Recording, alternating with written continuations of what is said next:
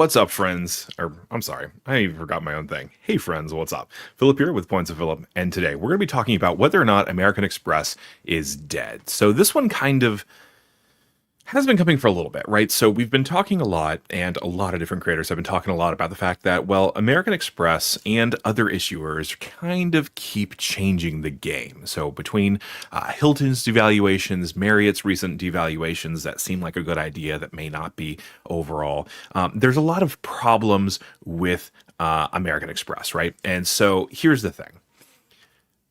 Basically, it used to be very, very, very easy to get huge numbers of points for American Express, right? However, now they're targeting some people for, basically 50,000 to 40,000 points for a platinum offer just because, well, they're just, they just don't feel like having you as a customer. And so they're doing that. And then, of course, then they made it harder to actually get upgrade and downgrade offers, right? So I haven't had any upgrade offer on my platinum card for the last couple months, my Aspire card for the last couple months.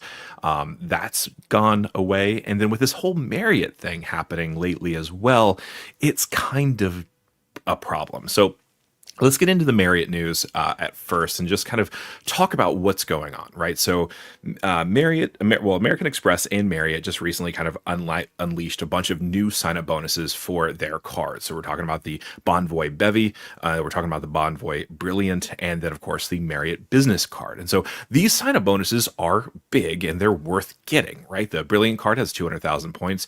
That's actually really solid for that card. And then the Marriott Business Card gets 5 free night certificates over, 50,000 points, but you do have to spend $9,000 over 6 months. And so that seems really great. However, with the Brilliant and the Bevy, if you have had or have had the Chase cards with with Marriott, then you may not get that sign up bonus. And so that's kind of wild because American Express, they really have started to kind of limit the sign up bonuses they give out.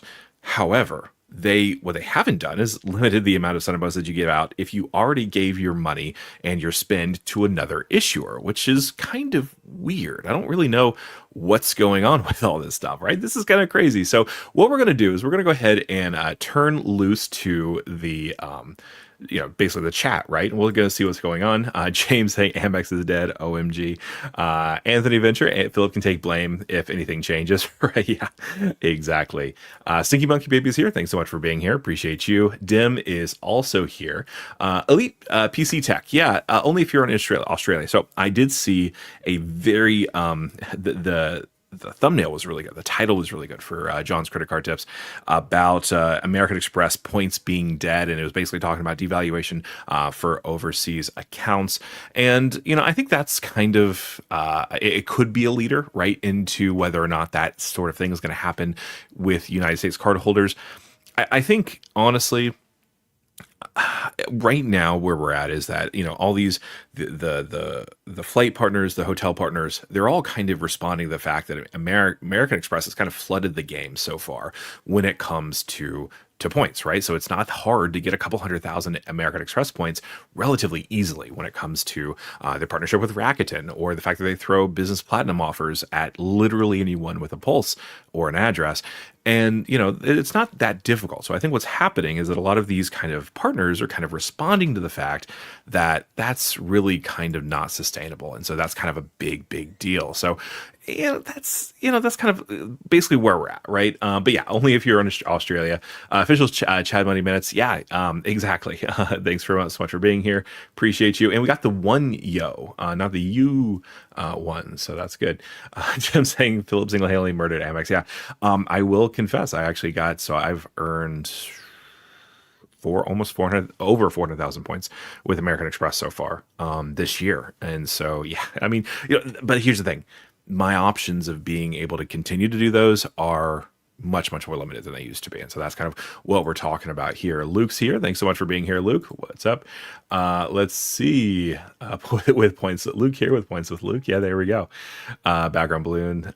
Is it time to garden? Sticky Monkey Baby. Yeah. So basically, I kind of went overboard, right? And I got to say, Luke, if you're still on, that members only video that you did with we're talking about Citi, getting them to like you, actually really kind of resonated with me. And so if you aren't a member of Luke's channel, go ahead and do that. actually. Just make sure you open up a different tab first before you click away. But anyway, he was talking about essentially figuring out ways to get Citi to actually like him again. And one of the reasons, or one of the ways, was to kind of garden a little bit, right? And I think that might be where I need to go, because I really do want to be able to earn a sign-up bonus with a Citi thank you point earning card. And so, if I do that product change, I get the Citi Strata Elite, but I don't get the 75,000 points or 100,000 points or whatever it is when I actually make that change. And so that's kind of something I want to do. Matt, I have no idea. Today was Oscars Day. I've been on baby time for a little bit. I did have to change my shirt. My wife was like, you have milk on your shirt, so you have to change it. So I am wearing a brand new shirt today. Tyler's credit card tips. Thanks so much for being here. Appreciate you. Let's see. Matt. Amex better not die until I get my darn Delta Reserve. Yeah, I'm in the same boat, honestly. So I'm kind of working my way up to that, at least on the business side. So I have the Delta Business Platinum cards. I have two of those, and I'm going to try to do maybe one upgrade and then maybe kill one and then get another one, so I can have two reserves at the same time as I have, like how I got the two silver or the two platinums. And so that's kind of something that I would like to do. But yeah, no, that's the family language, I think they're pretty restrictive with Delta. And so like basically once I run through the business gamut and once I run through the personal gamut, like which probably will happen last year, essentially basically my only option of kind of cycling that through would either be looking for no lifetime language offers, which do still come around from time to time, or you can, just wait for my wife to do that. But the thing with, having my wife open credit cards is I don't really like to do it where there's kind of credit intensive things where she has to actually go through and like make sure that we use these credits every month and stuff, because that's kind of something that I do. And so, I'm not really sure if I want to do that. Thanks so much, Tyler's Credit Card Tips, for being here. Happy Sunday. Excited for another great stream. Thanks so much. I hope it's a great stream. That would be really, really solid. So hopefully it's good for everybody. All right, let's see. We have T-Bab. Don't sleep on Marriott, 3-to-1 transfer rate to like 40 different partners. 67,000 points is not a bad top up. Yeah, that's true. Marriott does partner literally with everybody, pretty much. And so if you are looking to get into some of those more difficult to access transfer partners, Marriott might be the way to do it. I probably wouldn't, submit my American Express points to 1-to-1 to Marriott and then 3-to-1 to other places. But if you were to buy Marriott points, that might be actually worth doing, because buying Marriott points, you can get it at 50 cents or, half a cent a point, pretty frequently throughout the year. And then if you do 3-to-1 to a couple of things, it actually might be cheaper than buying Air France points or something like that. So that could be a solid option. The real rewards guru is here. Thanks so much for being here. I didn't realize the real rewards guru was here. So thanks so much. Just we'll go ahead and turn to him. Dim, hey Jay, what's up? Let's see. Philmo's wrote, Amex is tired of you weirdo Ritz card people. Yeah. The Ritz is an incredible card. And right now, it's actually the only card that I'm using to get access to lounges. And so my wife does have the Venture X card. But essentially, basically, we're looking at not doing that. Hold on just a minute. Siri, turn off the timer. And, okay, that's not working. Hold on. I'll have to take care of that.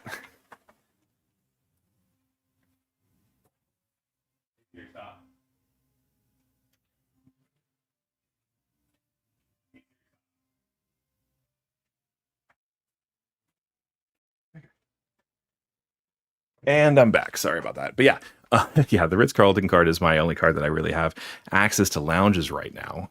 But of course, I got to show it, right? It's right here. It's pretty. I actually just used it today because we're doing a rental car in Atlanta. And, well, that's the one I'm going to put on it because it gets that primary CDW. Dim is saying all good. Just landed back in Florida after a 6-hour delay in Syracuse. Wow, that's a bad delay.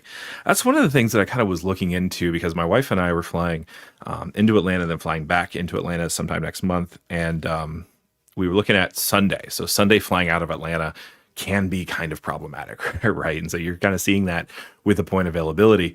And so, yeah, those delays, though, are not fun. Sorry to hear that, but I'm glad to hear that you are back.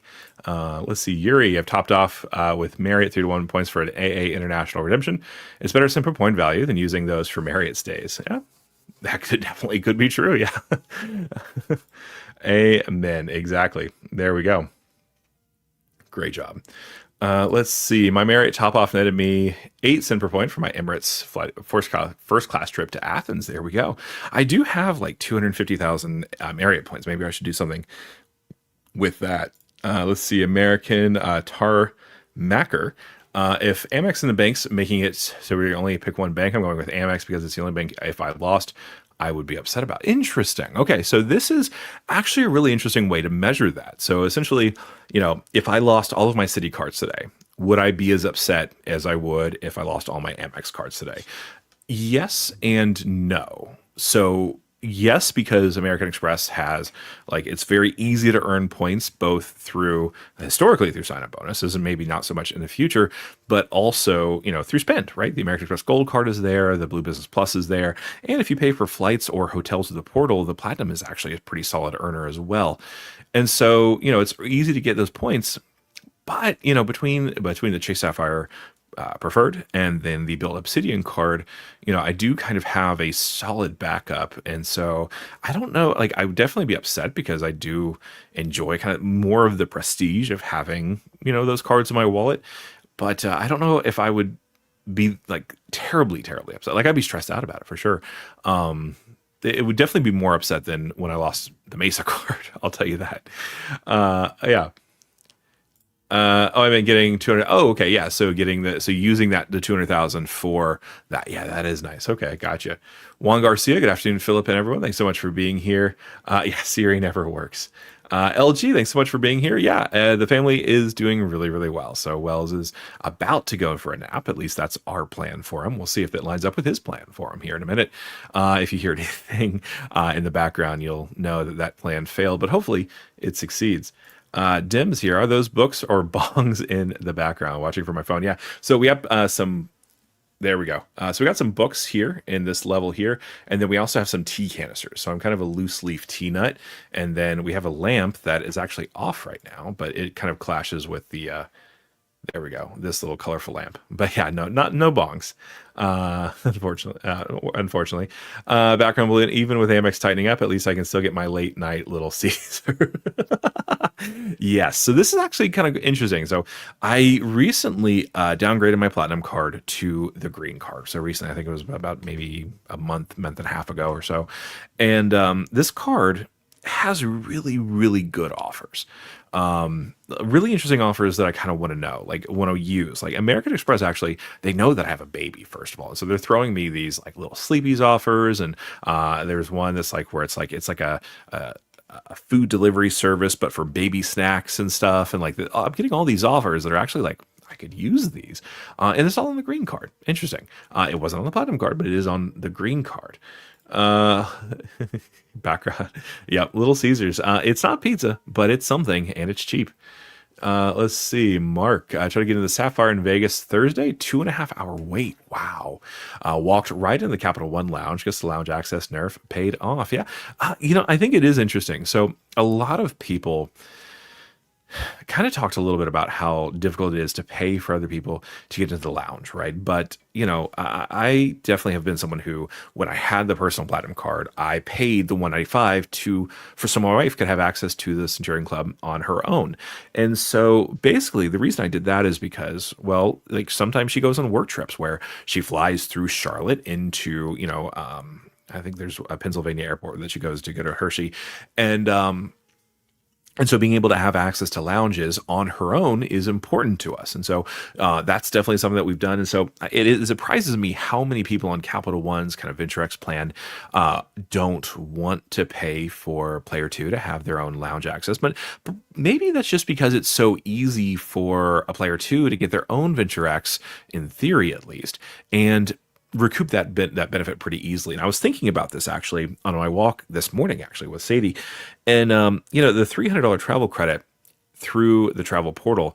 If you redeem your Capital One points through the travel portal, it's 1 cent per point per nearly all redemptions, which means essentially it's 30,000 points of value, real world value. Now there are some stipulations on how to use it, But 30,000 points, and they give you the 10,000 points on top of that at the card member anniversary. Like, it is easy to get value from, relatively easy to get value from that. So maybe it's just that more people would rather have a second Venture X if they can get it than actually just pay for that special lounge access. So that's going to be important as well. Philmo, have been delayed in Syracuse for many hours, many times. It sucks. Is there anything in Syracuse that's actually worth eating? That's kind of the one question I'm thinking about, because we always talk about food now, apparently on the Phillip Stuckey social hour, but I sometimes, like, it's the last. Okay, so the last hotel or airport that I was in that didn't have lounge was, I want to say, Louisville, and we ended up actually staying at the Chili's two, or whatever they call the airport versions, and it wasn't terrible, right? It wasn't nearly as good as a regular Chili's, but it was still decent. And it was better than not having any access to no lounges. So that was something. Mad. I'm with you. I'm a hardcore Amex boy, including biz and personal banking, high yield savings accounts, and let's just say multiple multiple cards. Yeah. Anthony Venture was asking me how many American Express cards I've had so far, and I actually found it easier to answer how many cards I hadn't had. So, in the last 3 years, I've had the personal green, gold, platinum. I've had two business platinums, two business golds now. Let's see. I've also had two Delta Business Platinums, a Delta Business Gold. I've had, let's see, what else have I had? The Hilton Business Card, the Hilton Honors, the Hilton Surpass, and the Hilton Aspire Card. And I had the Blue Cash Preferred as well, and the Blue Business Plus, and the Blue Business Cash.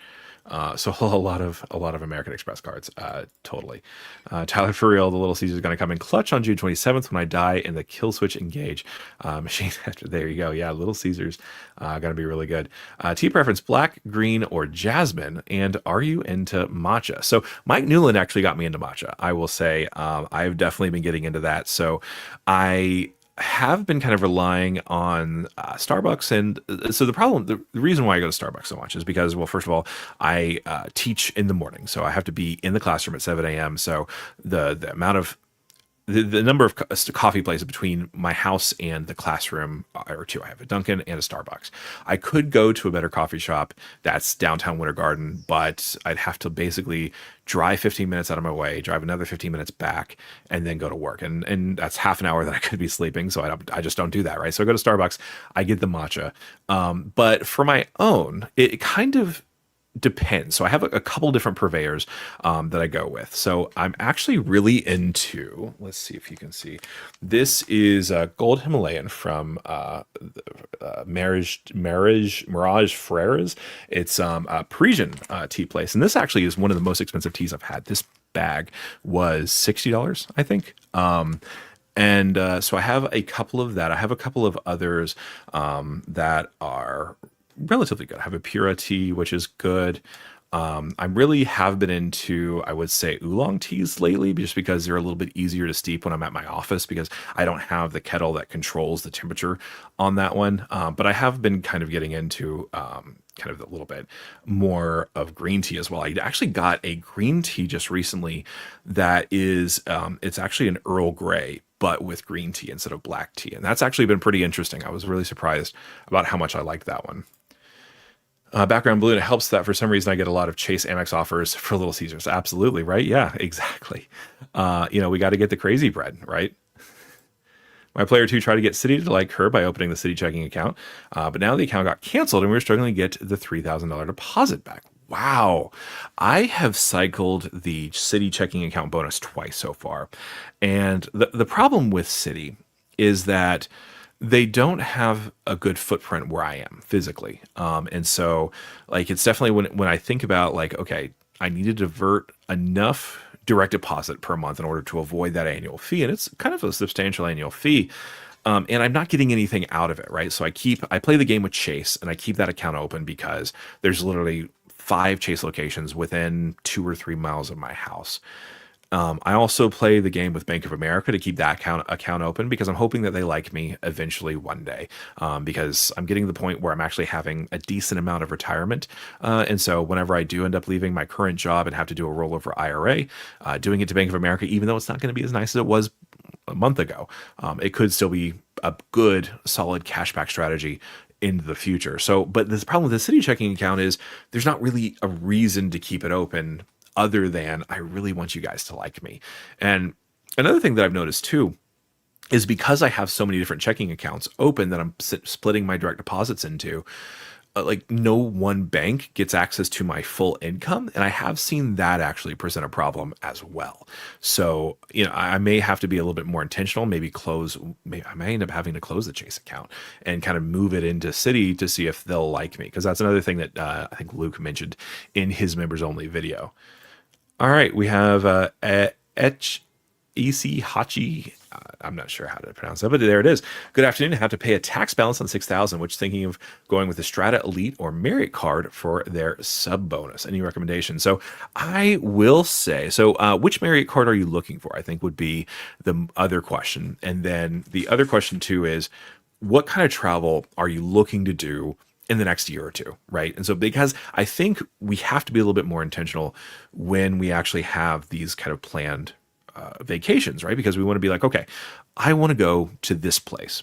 How do I get there? Which points do I need to get there, right? And so I would say either are really good. I do know that American Express is always willing to take a tax payment. I do know that some banks can be a little iffy, right? I think Robinhood doesn't let you earn rewards on tax payments. I'm not sure if Citi has any similar problems. Probably not. I feel like I would hear about them more right now. But right now I'm targeting the Marriott cards. Well, I will be in April, so I'm not eligible to actually open up a new American Express card until about mid-April. Hopefully the Marriott business card is still open, and hopefully I progress enough with my current sign-up bonuses now that we can actually make that happen. I'm working on 2 Delta Platinum business cards, sign-up bonuses, the Hilton Surpass sign-up bonus, and another business gold card. So a lot of sign-up bonuses. Tyler's credit card, that's major clutch for your addiction. Yes, exactly. Matt City makes it so hard to like them. They do. Honestly, I feel like the I Prefer and the American Airlines is throwing in a lot of work because I think my go-to, right, whenever I'm booking a flight to to Washington, D.C., I check American. I check Alaska first to see if there's award space there. And quite frequently there isn't, right, because they only release so many seats to Alaska or any other partner, right? And then I check American, and sometimes I'll be able to book one leg of that trip on Alaska, but then I have to book the other leg of the trip directly with American. And so just because the award space is really just there, right, with American. And so having access to them is going to be really good. Tyler, please remind me, when is AvCon? Let's see, from April 3rd to the 5th. No, I won't be there. I will be in Atlanta shortly afterward, and we can talk about that offline as well. Mark, Capital One demo is primarily subprime, different mindset. Yeah. So here's the thing. I know that's very common, and it is a market that they pursue without question. I don't know if it's the only market that they're pursuing. Because I feel like a lot of people have the Capital One Venture X. A lot of people that can get it do.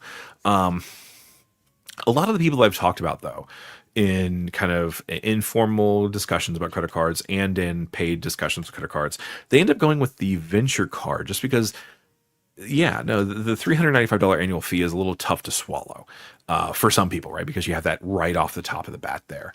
And so, that's, I get where you're coming from, but I think they're trying to break out of that, right? I think they want to be, high spenders, right? And Capital One offers is certainly a key point of that, right? If you want to have 9x back on a Hilton purchase, you go through Capital One offers.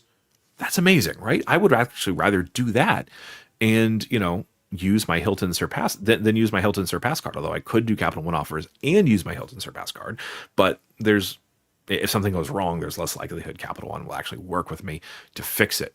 All right, background bullying. Speaking of bongs, was there a prop in Florida that tried to legalize the grass? Yes. So that was actually not this past year, but I think it was the year before that, and it was a constitutional amendment, so an amendment to the state constitution. And in Florida, it requires 60% plus one, I think, in order to actually pass. And it had, I think, like 55 or 56% or something like that. And so it didn't pass just because of that. But it was really really close. Not Dan Newland. Who's the other one? Morgan and More. John Morgan. He was very into it. His building is actually where I work my day job. We share the same building, so I see him every once in a while. And he was very depressed the day after the election. American Tarmacker, I hear you, man. Yeah. Dim saying, yeah, Fimo, we gave up on Delta and just spoke to JetBlue by flight. But yeah, JetBlue is kind of, they come in clutch in a lot of key areas. That's a really good point. I don't know about Syracuse, but RSC has garbage plates. Okay, all right. Escape Lounge in Syracuse. That's the size of my living room. Okay. Well, if it's just you and some significant others, that would be fine, right? Tyler Truth, merch and drinks can always cannibalize my normal food budget. What's left is cardboard with tomato sauce and cheese. Yeah, 100% background. Real Rewards Guru, is Syracuse known for trash plates, or is that Rochester? Okay, that's good to know. I didn't realize that was a thing. Got pop of jail for Bonvoy. Brilliant. Only have personal gold and blue business plus. Amex almost dead for me. Yeah. So the personal gold and the blue business plus is a good start, right? You have most of your spending covered. And as long as the credits on the gold work for you, you're in good shape, right? The only problem is if you want to grow past that, you have to have a lot of spend with the business cards, or also have a lot of spend with the personal platinum card and be okay with spending $895 to carry a credit card. So yeah, no, that it's unfortunately, yeah, and that's the thing. That's the thing I'm getting at with the American Express thing. It's a lot harder for most people to get access to those sign-up bonuses now, and it's really really frustrating. It's kind of crazy. All right, Chasman, yes, that is the tea that they serve at the Louis Vuitton. Yes, all right, great. Yeah, exactly. In fact, actually, that was one of the companies that I use, and then I started getting this one here, Palais de Tea, and that's because they served it on Air France in the business class. I was like, oh, I gotta try this tea. Interestingly enough, it was also the tea they served at the Park Hyatt in New York as well. But yeah, no, it's an amazing tea. Let's see. Amex Gold is a big point maker, definitely for a family man. But I must say, since I've gotten the Citi ecosystem, I'm not liking it as much. Right, and that's the thing. Like when you find a good credit card issuer that's easy to earn points with, which Citi is arguably one of the best because they have the 2x if you play the double cash game. They have the 5x with the custom cash, and it's possible to get multiple of them, as we've seen. It doesn't look like that's been broken yet. And then we have the Citi Strata Premier, right, with 3x and a bunch of key categories. So if you're spending regularly on categories that people spend money on, Citi can be really good. And the point is like all those cards, you can get a full ecosystem of transferable point currencies for $95 a year. And that's the thing. Like when you realize that, and that's a lot of really solid carriers, a lot of really solid transfer partners that there's some significant overlap with American Express. Do you have to pay $500 a year or more in order to keep that? And that's going to be the big question. James Wynn, or green tea, yeah, exactly. Earl Grey, yeah, Earl Grey is really good. Calder's, yeah. So I am a reserve tier, and so I did order the special little black card, and that's supposedly coming. So we'll see what happens. Maybe I should do an unboxing. 6 months later, Pointsville gets an AG1 sponsorship with his team stuff. Yeah. I tried to get Ember to sponsor me, actually. The conversation's still ongoing. Let's see. RSC is home of the garbage plate, but I've seen them in Buffalo and Syracuse. That's good to know. It's my favorite green tea, bar none. I bought it in both loose and bagged versions. The tea bags are linen. Oh, that is good to know. Okay. That's one of the reasons why I started going away from the tea bags, because of the microplastics, but then also because I did hear that like a lot of the tea bags, they grind up the teas, and sometimes that can mean that there's a little bit more stems and a little bit less like actual tea leaves in it.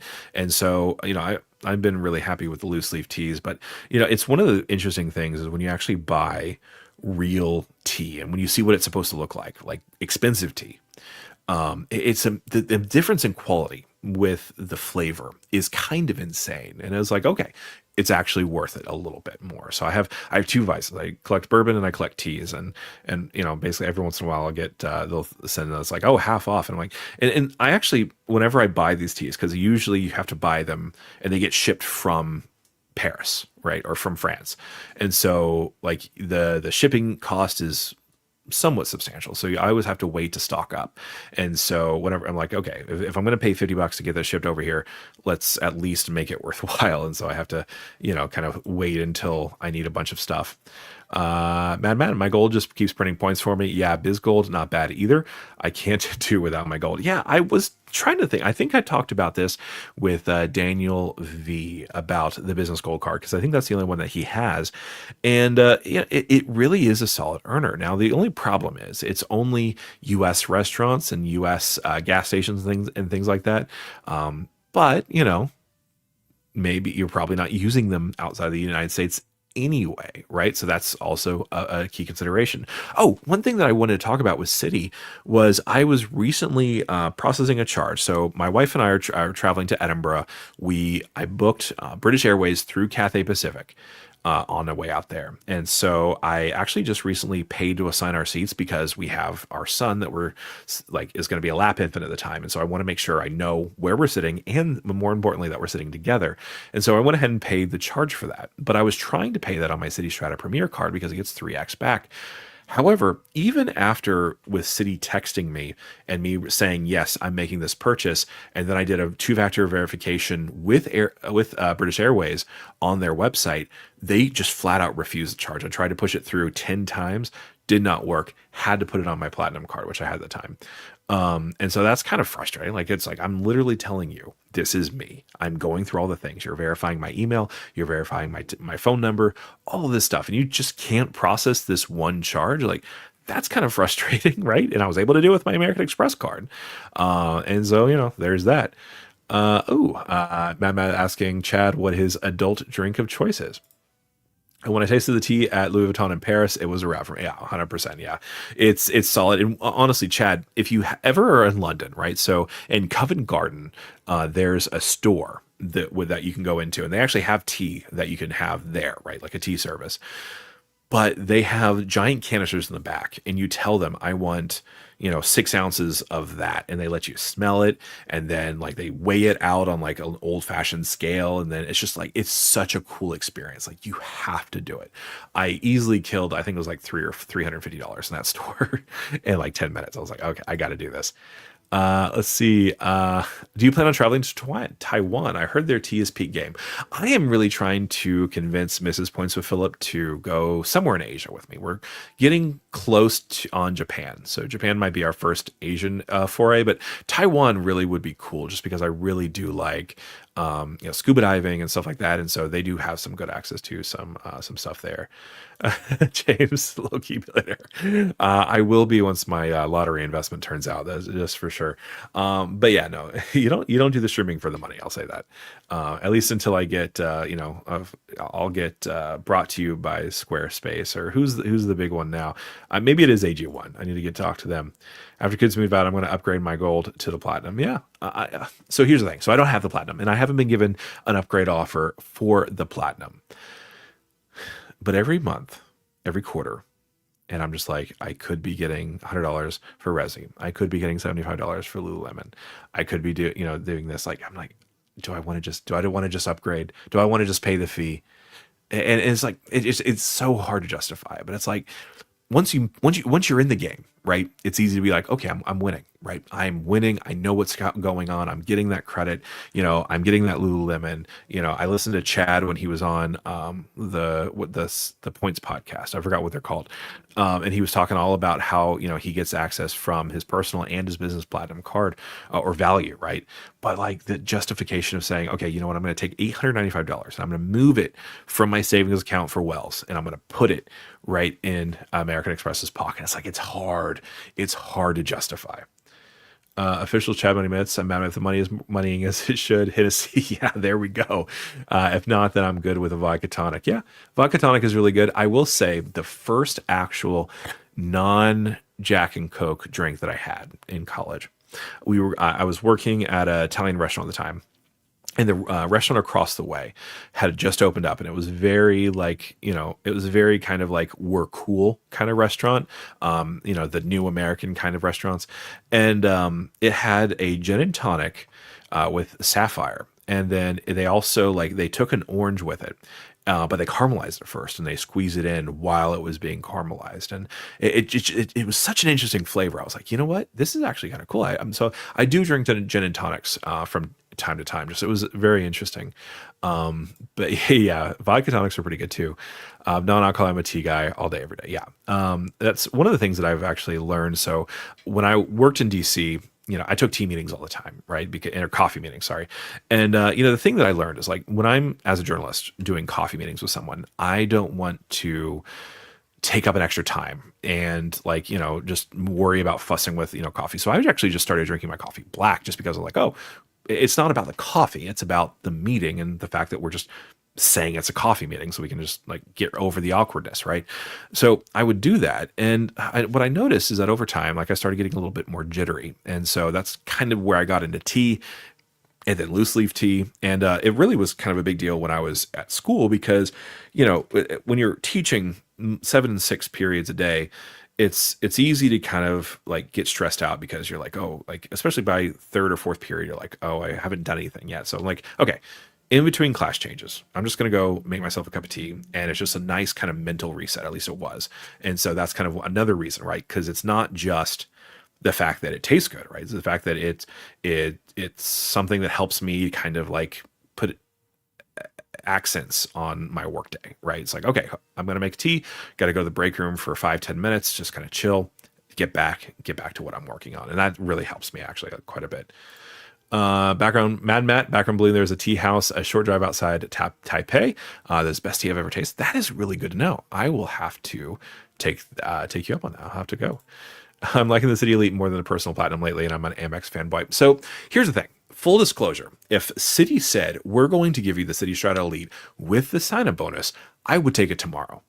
With that said, I don't think it's as easy to get value from that card as people would like for it to be, right? I feel like we need to have more than 4 Admirals Club access points. And I know it's 24 hours, right? So that helps. But it's just having more than 4 is going to be helpful, especially if you have a family, right? Like I feel like if you're looking for lounge access with Citi, you've got to do the American Airlines. What is it? The executive card. And so that's definitely on my radar. Hopefully in the next 6-7 months after I've gardened for a little bit. But the Citi Strata Elite, it's.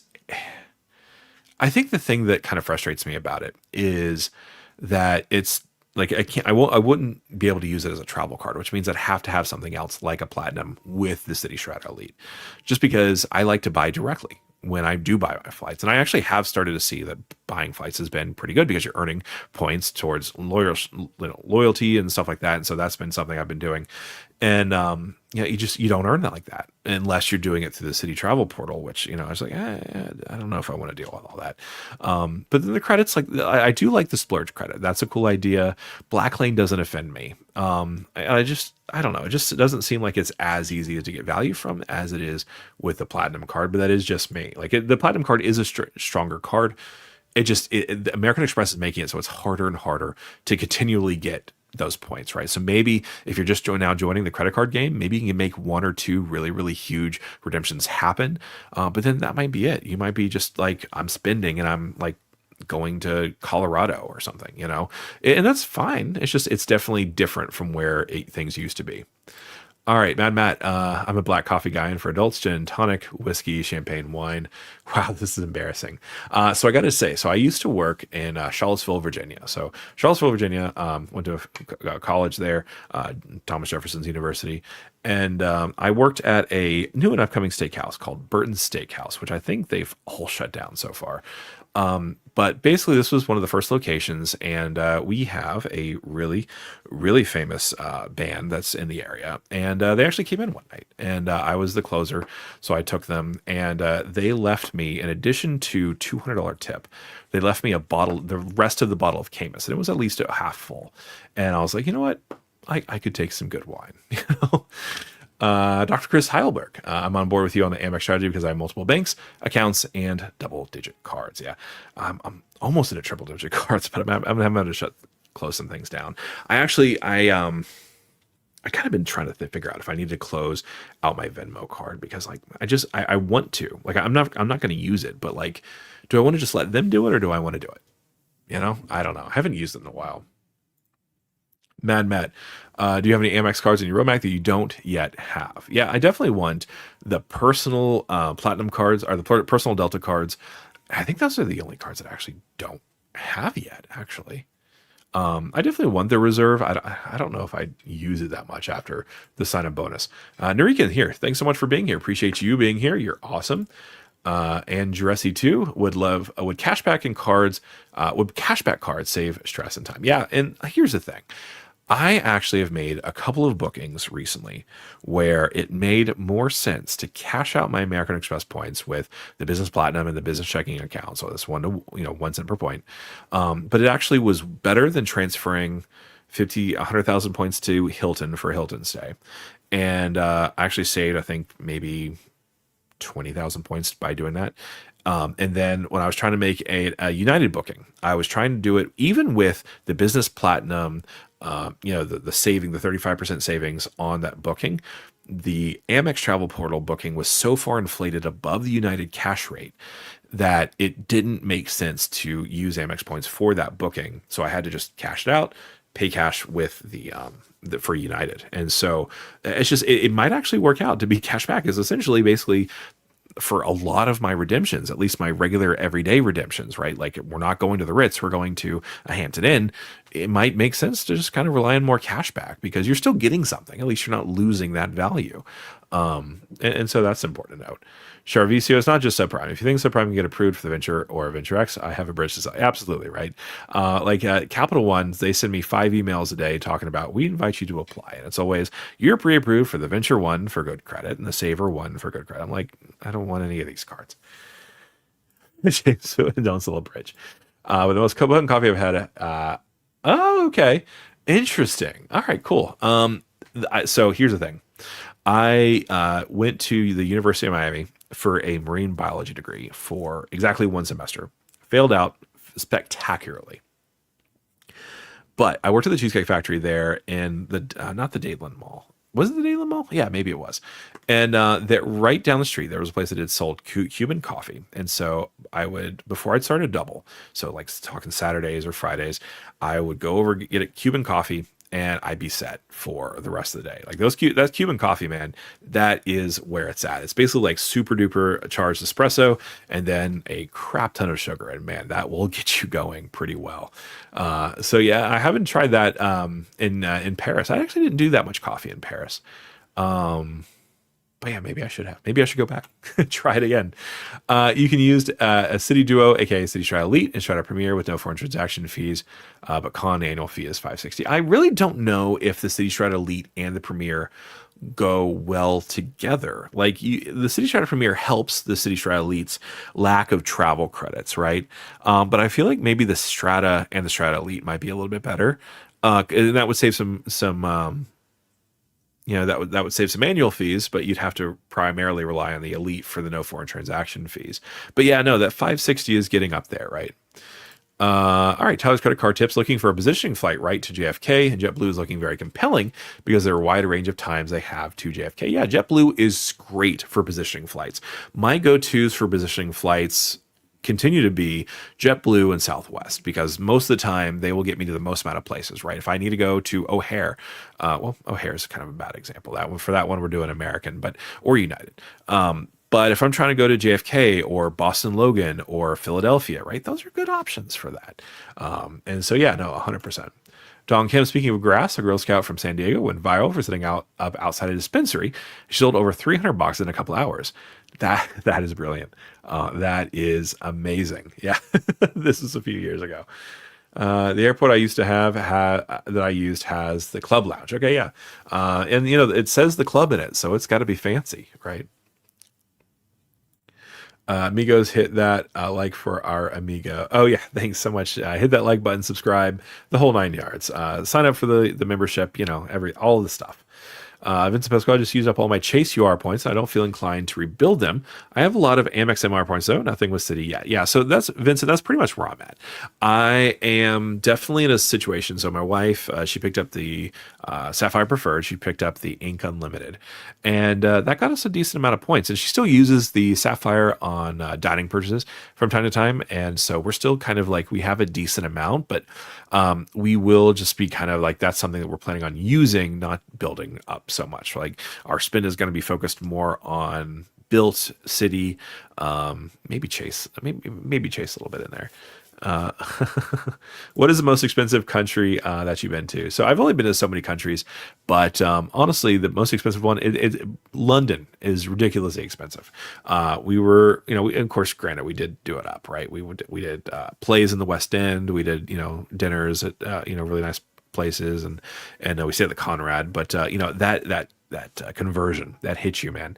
It's like 100 pounds, right? It's $150. It's crazy when you think about that. Like your money just doesn't go nearly as far as it should. Chris Heidelberg, I'm waiting to see if there will be a brilliant biz card. Oh yeah, that's right. There was a rumor about that a couple months ago, right? I think I did a video about that. So I can upgrade my Bonvoy biz. I have an offer for Blue Business Plus. Settings will need to open a business checking too. Oh yeah, that's true. Yeah. I did hear a rumor too that if you get the business gold card, you can actually get more points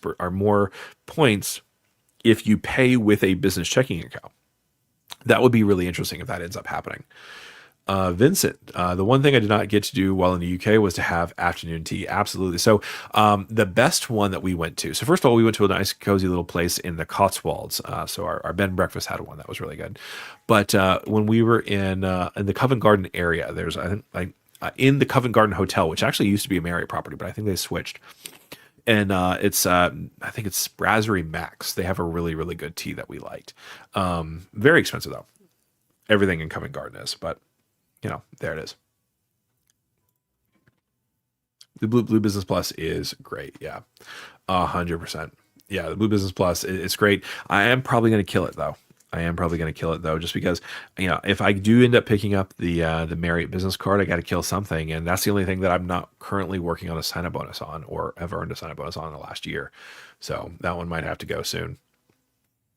Get the biz checking with bonus as well. Yeah, the business checking is actually really solid. And before, actually, they just recently gave Zelle to the business checking account. But before they did, what I learned is that if you have a personal checking account and a business checking account, they do immediate transfers between the two, and you can Zelle in and out of the personal checking account. So that is how I got around that. But now you can get Zelle from the business checking account too. So that's nice. Yes, Taiwan would be good for tea. Khao San tea. My dad's friend owned one of the tea farms there. Translate, it means high mountain tea. Too bad he never gave me the contact before he passed. Wow, that's really solid. I love that. American Target. What happens if you cancel a card? I've canceled a lot of cards, particularly in the last year. So I've canceled, I canceled the Aspire card and American Express. What I did find out is that if you cancel a card middle of the year, they push back a lot on refunding that annual fee or the rest of the annual fee. They like to say that it's just because product change. So basically, if you are going to cancel a high value card, product change down first, get that annual fee refunded, at least the partial annual fee refunded, and then cancel the smaller card. I will say that. But yeah, no, that it's not the worst thing in the world, right? The only time it's bad, and that's the thing. When we talk about credit actual advice, one of the things that like everyone likes to say, like all the credit myths and all that stuff, it's all advice for people that are rebuilding their credit or starting out their credit, right? Because when you're in those two phases, every single little thing matters a great deal, right? But once you get above like 720, maybe even 680, those tiny little things that like, oh, I need to make sure that I'm only showing, 20%, 30% utilization, right? That matters less and less, right? And the same thing is true for closing your cards, right? So if you close your cards, everyone's saying like, there's two things that get hit, right? Your overall credit limit, right? And that goes towards overall utilization. Although the FICO score also shows per card utilization as well. And so if you have one card that's like 90% of your credit limit is being utilized, that can still hit even though your total utilization might still be below 10%, for example, right? And so that can be a thing. But also what can be a thing too is, the average age of credit. but that actually won't impact you until 10 years down the road. And so, it's if you can, if you have a high enough total credit limit where it won't impact your overall utilization, then I would say it really doesn't matter to you. The only thing would be is the issuer kind of that causes them to change how they feel about you. And so that could kind of be something to consider as well. But I wouldn't worry too much what the banks think of you, right? You're a number, right? Don't try to make the banks happy. They can't be happy. All right. Sean and 99. Have Phillip enjoying your live? Wow, my brain just went, wow. Perfect for our snow day here in Minnesota, Montana. One of the two.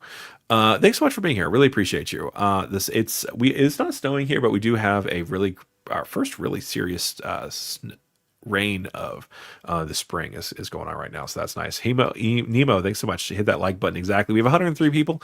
Hopefully we have more than 103 likes. That would be amazing. Dr. Chris Heidelberg, Amex tend to leave you alone when you keep money in the business accounts. Morgan Stanley Platinum may be next. Yeah, no, 100%. That's nice. I got an E-Trade account to open up a Morgan Stanley account because I'm like, if I'm going to pay for the Platinum card, I'd rather get the free authorized user card, right? But then they did some sort of thing where we couldn't verify you. So in order to verify me, that I have to fax in a handwritten note that has my social security number, my address, and then a signed thing that says activate my account and a confirmation number they gave me. I'm like, I'm not doing that. It's not worth $195 for me. But yeah, no, that's solid. Matt, I'm still working through the sub on the Morgan Stanley Plaid. It's a great card. I would actually make profitable use of a third Plat. Yeah, and that's the thing that I like about the personal Platinums. It's easy enough to stack those credits, particularly the FHR. It's a little bit more difficult now to stack the flight credit, right? Because I had one personal Platinum card, two business Platinum cards, and basically I just used them all for United Travel Bank. And I was able to actually book a lot of flights for cash with United using that travel bank. And so now that's no longer a thing. Now it may change and become a thing later on down the road. But, right now, no, it's a little difficult. Dr. Chris Heidelberg, hey Phillip, having the Atmos Summit and the Bank of America customized cash work really well with Amex Gold and Green, especially with Rakuten and Built Dining. Can you do that show? Yeah, Bank of America does not like me very much, and there's a lot of reasons for that. I did kind of burn them a little bit on a checking account when I was very, very, very young. But I'm working on that. I do have a checking account with them, so I'm trying to get kind of garden a little bit to where they'll actually give me a card. So, but yeah, we can talk about it. Yeah, I do like their cards a lot. 67. Yeah, 67. There we go. Do we want to do the thing? Yeah, 67. There we go. All right. Good job from the younger generations. Mark, the single A passes for the elite are good for immediate family. Yeah. Well, you can get your family in with just one pass. That would change things for me, actually.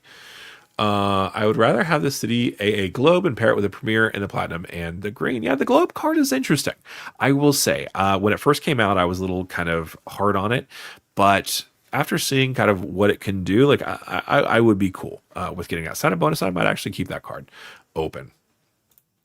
What's your plan to replace 3X in Target, Walmart, Costco with the Venmo credit card? Yeah, Calder's great question. So first of all, obviously the answer is, say it together, the PayPal debit card, right? That's going to be the answer, right? But if you are someone who's looking for points, then, the Built Obsidian card is kind of one thing that I've kind of been playing around with, just because if you do Walmart and actually, you know what? I'm gonna stop there. But yeah, so that's one option. Then the Venture X card, right? 2X back is not bad. The Citi Double Cash card, not bad either.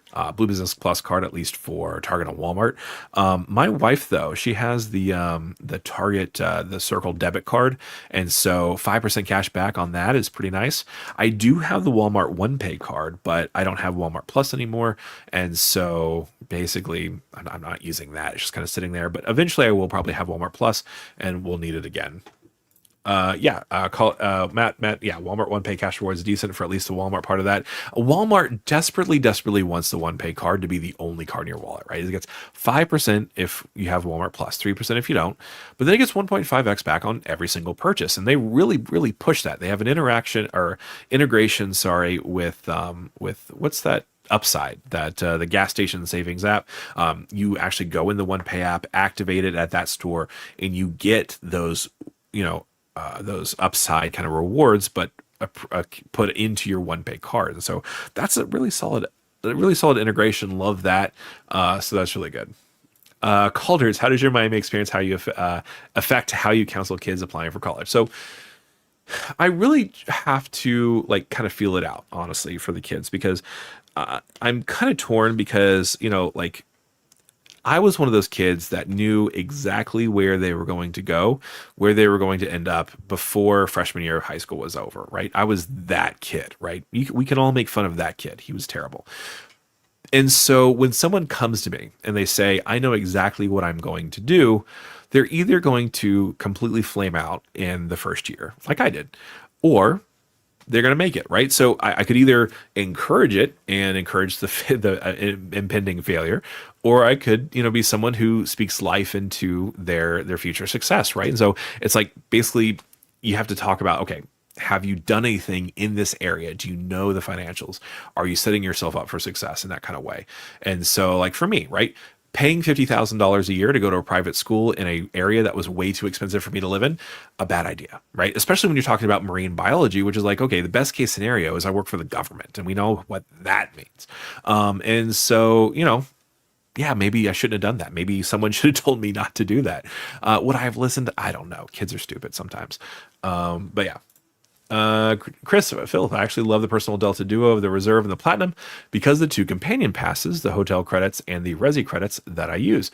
One trip pays for both cards. Yeah, so when I've been thinking about these, right? So I have the Delta Business Platinum cards, right? And so it's $350 for the annual fee for those, and they come with $200 each in the Delta Stays credits. And so I definitely kind of work on that, right? So I definitely want to make sure I use the Delta Stays credits, but I'm not that worried about using those Lyft credits so much, or I'm sorry, the rideshare credits so much. I'm not so worried about using the Resi, right? So if I can use the Resi credits for like half of the months and pick up a sandwich at a Resi restaurant on my way into work one day, I go into work at noon or 2, then yeah, sure, let's do that, but I'm not that stressed out about it. And so I think the only reason I didn't get them earlier was because I was stressed out about using those monthly Resi credits and the monthly rideshare credits, because I'm just not going to use them.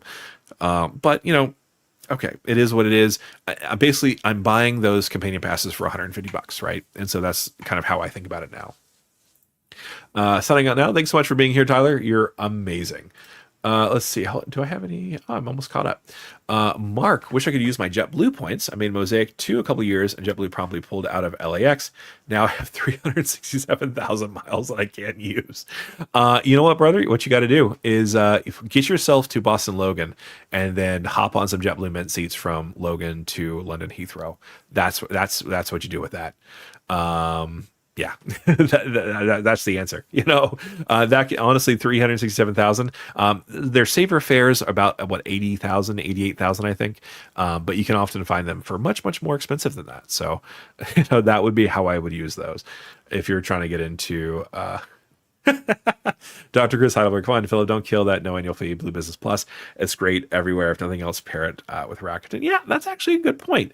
So the Blue Business Plus card, I love it, right? I use it for my actual business expenses. And so 2x back on those is really solid. I did actually just recently get a Spark card with Capital One to kind of try to replace it. And I did find out that for some reason, I can actually transfer those Spark cashback rewards into venture miles. So I do have a 2x business club card that I can actually kind of sub in pretty easily. But yeah, no, the Blue Business Plus card, it's a great card. It's the best card for most small businesses, right? If you're a small business that's actually like spending, right? Let's say you're in contracting or something like that, you need the Business Platinum or the Business Gold card, depending on which industry you're in, right? If you're in advertising, Business Gold, maybe 5 or 6 Business Golds, right? Call it a day, get your 1,000,000 points a year, just do it, right? But the Blue Business Plus card, it's great for like if you have a media business or a YouTube channel, right? It's great for most people that want to try to maybe float some initial expenses. That 12 month of 0% financing is actually really, really solid for that. Maybe, you have to buy a new computer for your setup, right? Put it on that card, get 2x back, maybe get an Amex offer, but then also pay that off in 12 months. Like that's a solid card for people trying to start a business. And it seems like they make it really easy to get, especially if you start a business checking account first. They basically throw the Blue Business Plus at you once that happens. At least that was my experience. All right. RKO Mossy. Hello, sir. Any data point on having two inquiries before applying for a U.S. bank card? I can tell you that U.S. Bank does not like it when you open 25 cards in a year. And so that's my data point. I don't know about two inquiries. US Bank does not like me though. I did hear though that if you have a checking account with them, they make it a little bit easier. But also if you don't live in their footprint and you don't have a credit card, then you can't open a checking account. So that's putting the cart before the horse a little bit. But yeah, unfortunately I can't really help you there. Matt, I do get caught in the trap of worrying what optics looks like with key issuers, particularly Amex. On the one hand, it works, but I wonder if I hold myself back at all as a result. Yeah, I get it, right? You want, I think the only thing that that has changed my behavior with wanting an issuer to like me was Capital One, actually. So my wife and I, like, I was trying to get, I'm trying to get credit card limits increased with Capital One because what I want to do is I have a Quicksilver Visa card that I'm never ever going to close because it's my first card, at least my first card that's currently open, and so basically I'd really like to be able to trigger an upgrade offer on that card to a Venture X. So like I can hold my own Venture X, my wife can hold her own Venture X, and we can still use those credits and we can still have access to the Capital One lounges. That's basically what I would like to have happen. So I was trying to get Capital One to give me a credit limit increase. And so far, over my 15 years of having Capital One cards, there have been two things that give you credit card increases: carrying a large balance, which I used to do, or putting a lot of spin on that card, right? And Capital One does not care if you credit cycle, right? I can pay if I have $1,000 credit limit on a Capital One card, I can spend $1,000, pay it off. You spend another $1,000, pay it off. They don't care. At least it hasn't been that way in my experience. And so, you can do that, right? You can put a lot of spin on that card, and we did. And I got $2,000 credit limit increases on my Venture card and my Saver card. So we're getting close to where I could have $10,000 credit limit on my Quicksilver card. And so, like, I've done that. But as far as like trying to make American Express happy, if any actual human looks at what I've done with American Express over the last year, they'll shut me down. Like, I've just been all about the give me the points thing. We have put some decent amount of spin, but like if you look at the spending on my Platinum card, right? I spent enough to get the sign up bonus on that card, and then we're looking at credit spend and airfare spend, and that's pretty much it. And so, I'm not the target audience for the Platinum card because I'm maximizing that too much. But, and so I think American Express, if they look too hard, no, they won't like me. Will that hurt me? Yeah, if I still have my 600,000 points in there when they make that decision, yeah, that would hurt. Okay, yeah. So Mark is saying I can get my whole family. Okay, well then that's a little bit more usable. Okay, so the City Strat Elite I'm getting then. Thanks so much for letting me know. Upside is also good for like Burger King. I stack the 25% discount from Walmart Plus and usually get 10 to 12% back at Burger King plus 5x on custom. Okay, there you go. I actually haven't been to a Burger King in about 10 years. So let me know how it is. Is it worth it? The one by us actually burned down for some reason.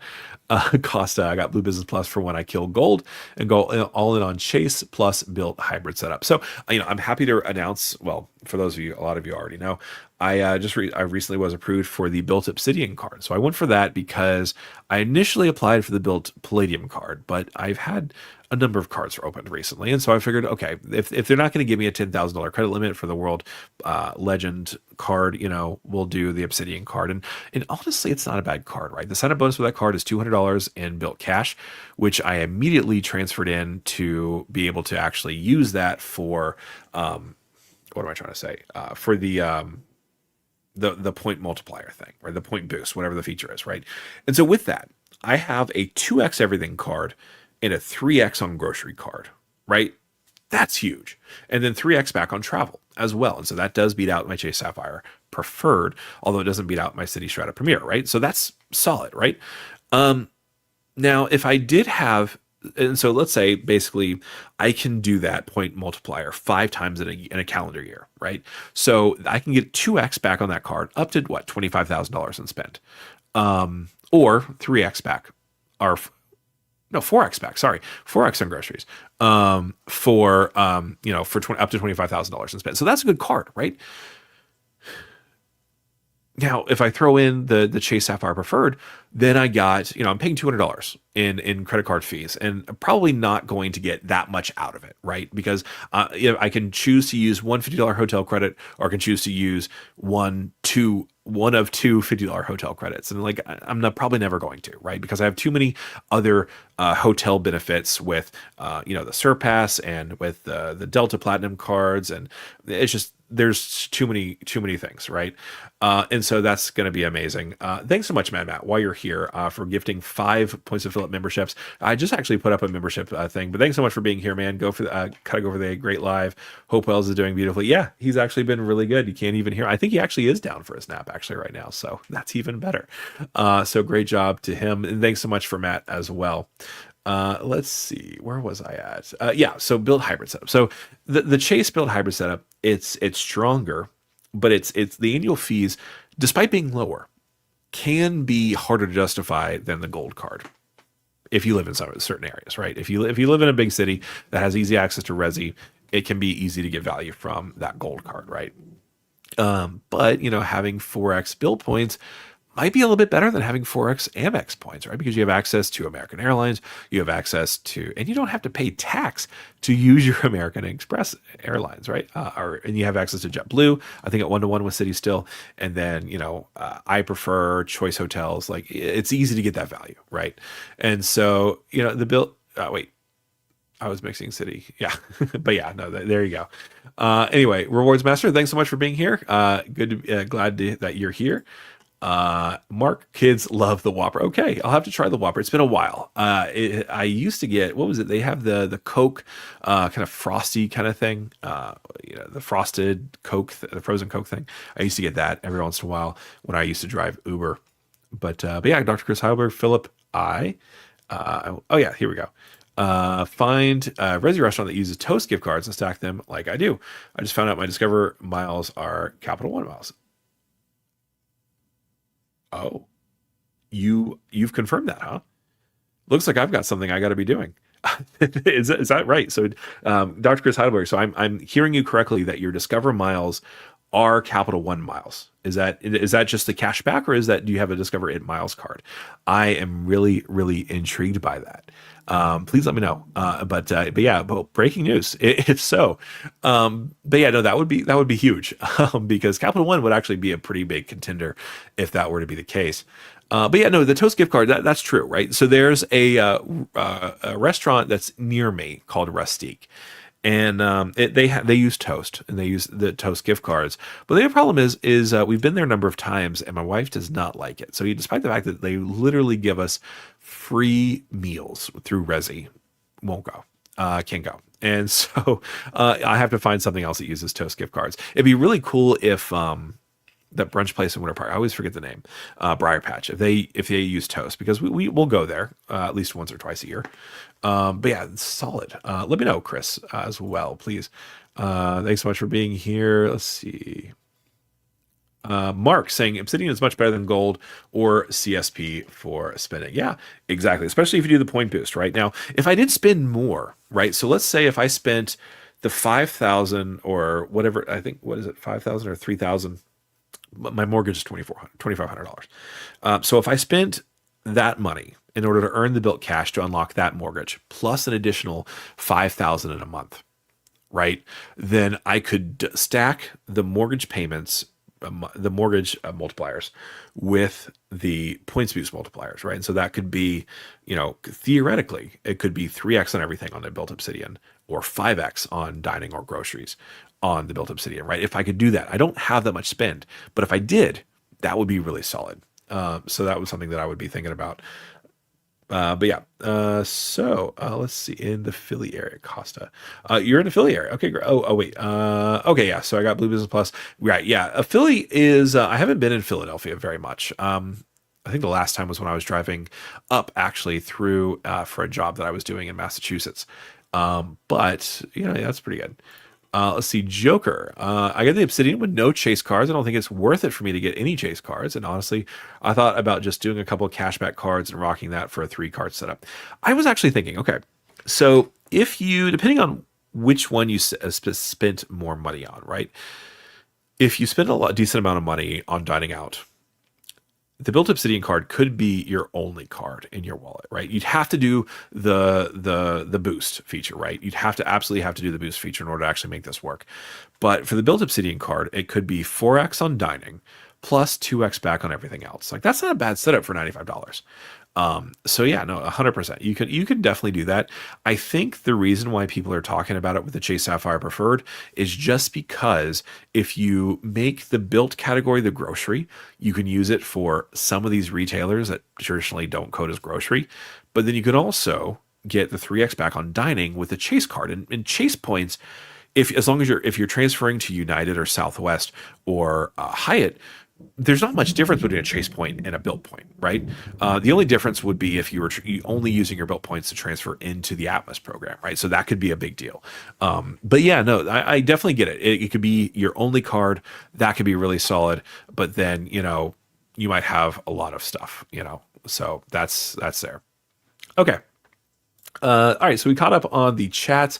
Special shout out again to Mad Matt. So let's get back into kind of the reason for talking about this video, right? And so that's that American Express, for those of you that haven't been on or just now joining us, is essentially kind of killing their whole kind of way of making business, right? Like people like American Express because they literally shovel points at you, right? They give you sign up bonuses all the time. They give you great multipliers all the time with the American Express Gold card. If you actually pay for cash for flights, the Platinum card is kind of hard to beat in this market.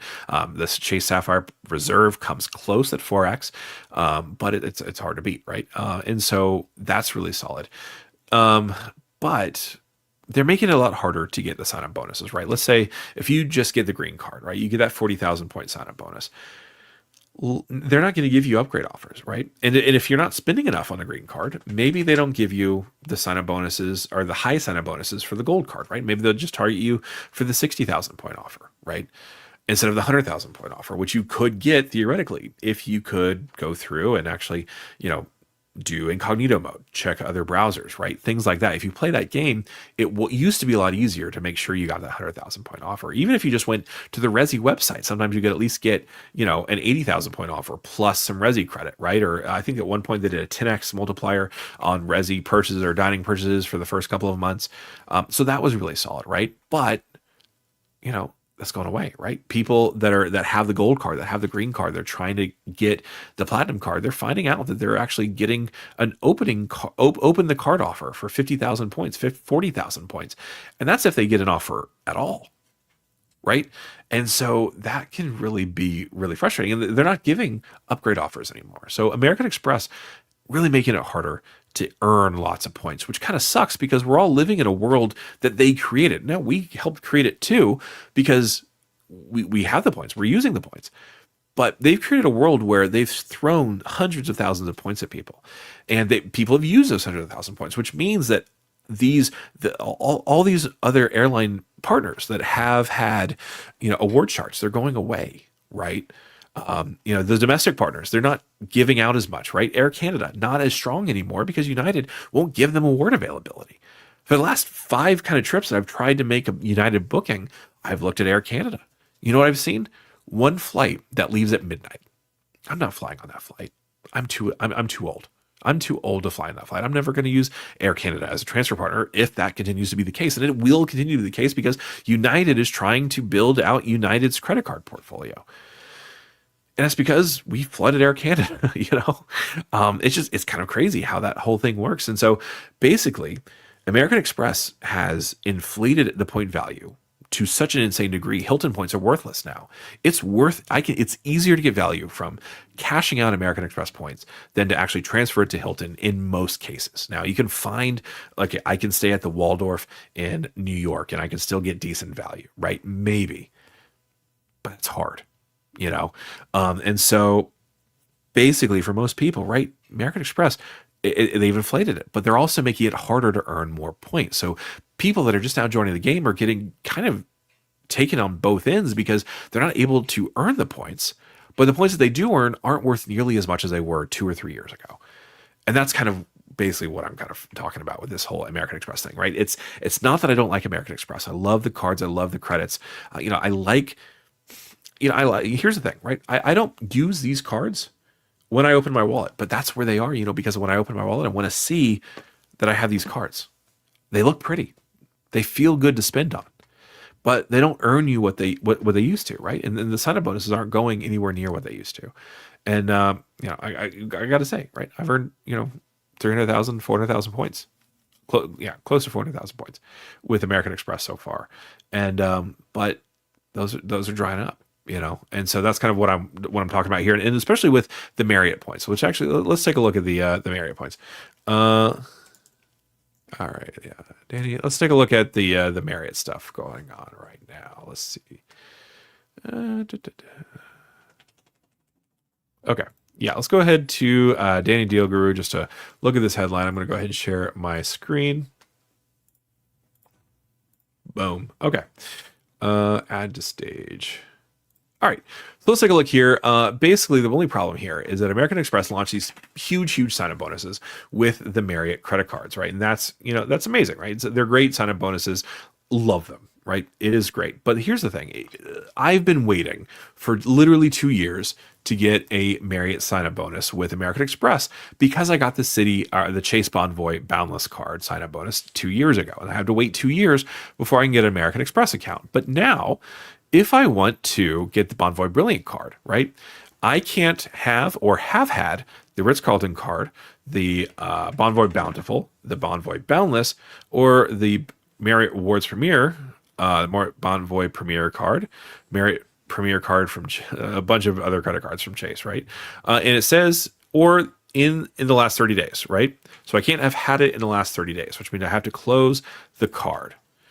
And this is difficult because right now, basically, like before this change, basically, if I had the Ritz-Carlton card and I wanted the Brilliant, all I had to do was, all I had to do was downgrade my Ritz-Carlton back to the Boundless card, hold that card for more than 30 days, and I could get the Brilliant card. But now I can't have any of these cards. So I'd actually have to completely close out my Ritz-Carlton card in order to get the Brilliant card with a sign-up bonus.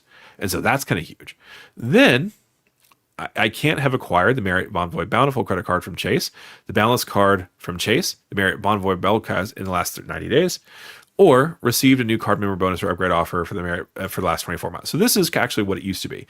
So basically, if I have a Chase card, I have to close it and then wait for it to be closed for 90 days. But at that point, I get the Brilliant card, and then I have to wait another 24 months before I can get the Chase sign-up bonus again. And I'm so far above 524 that I'm never, ever, ever going to close my Ritz-Carlton card. And so essentially, basically, I can't get the sign-up bonus for the Brilliant card anymore. And that's also true of the Bevy card, too, because they have the exact same language. You can't have had in the last 30 days. You can't have or have had in the last 30 days.